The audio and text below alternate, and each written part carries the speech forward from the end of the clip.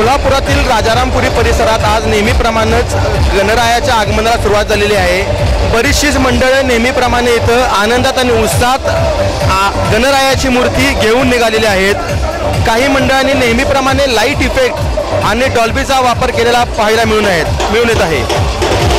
गणेश मंडळांच्या बरोबर पोलिसांनीही आपला बंदोबस्त चोख ठेवलेला आहे।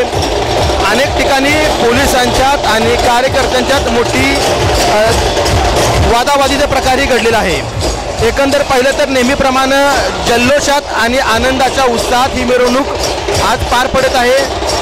डॉल्बीचा वापर हा झालेलाच असून पोलिसांनाही या ठिकाणी काही करता आलेलं नाही आहे। कॅमेरा पर्सन संदीप पाटील सह सतेज औंधकर, लाईव्ह कोल्हापूर।